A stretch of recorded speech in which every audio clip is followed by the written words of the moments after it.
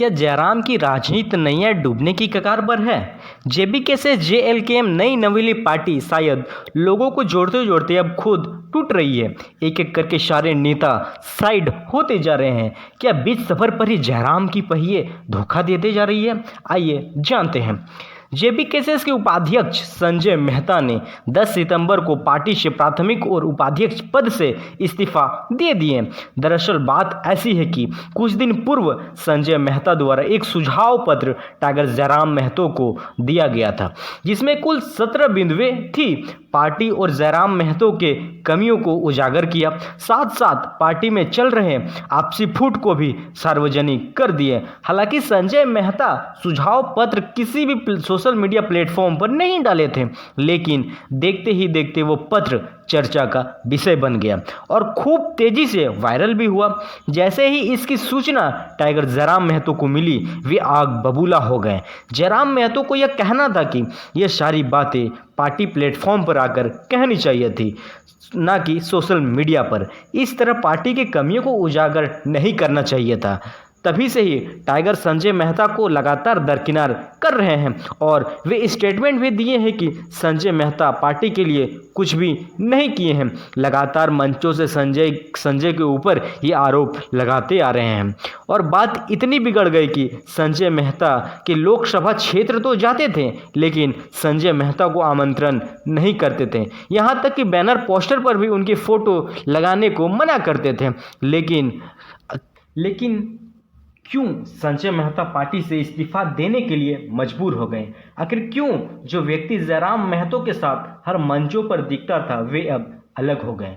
आखिर क्यों जो व्यक्ति जयराम महतो को हर सूचना देते थे, वे अब पार्टी से खुद को साइड कर लिए? आइए जानते हैं। इस विषय को विस्तार से जानने के लिए और समझने के लिए हमें लोकसभा के परिणाम पर जाना होगा। आपको बता दें, जेबीकेएस की तरफ से संजय मेहता हजारीबाग लोकसभा के प्रत्याशी के रूप में थे, जो कि 1.5 लाख वोट लाए। वहीं तीसरे स्थान पर थे। एक युवक के लिए ये काफी सम्मानजनक वोट था। यहाँ तक तो सब कुछ ठीक था।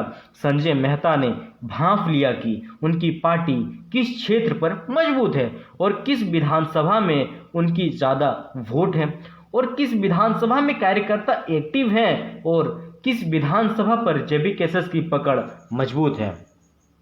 इन्हीं सब के साथ अगर बात करें सबसे मजबूत जेबीकेएस की पार्टी किसी विधानसभा में मिली, तो वे विधानसभा 2 हैं। पहला मांडू, दूसरा रामगढ़। दांव पेच तो यहाँ फंस गया।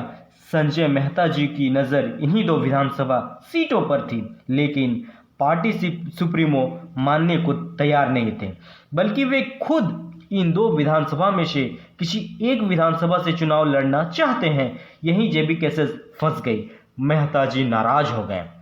मेहता जी को बड़ी विधानसभा से पार्टी चुनाव लड़वाना चाहती है, लेकिन मेहता जी राजनीति के मंजे हुए खिलाड़ी हैं और वे एक बार आम आदमी पार्टी से विधानसभा चुनाव लड़ चुके हैं। उनकी पार्टी बड़ी विधानसभा में मजबूत नहीं है, ये बात मेहता जी भली भांति जानते हैं, इसलिए अपने लिए सेफ सीट से चुनाव लड़ना चाहते हैं। हालांकि जयराम और संजय अपने अपने पक्ष मीडिया के पास रख रहे हैं अपने तरीके से, लेकिन सच्चाई कुछ और ही है।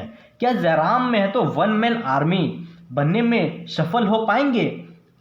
हाँ, और एक बात, अगर 2-4 दिन बाद 1-2 विकेट और भी गिर जाए तो इसमें आश्चर्य वाली बात नहीं है और आश्चर्य बिल्कुल भी नहीं कीजिएगा।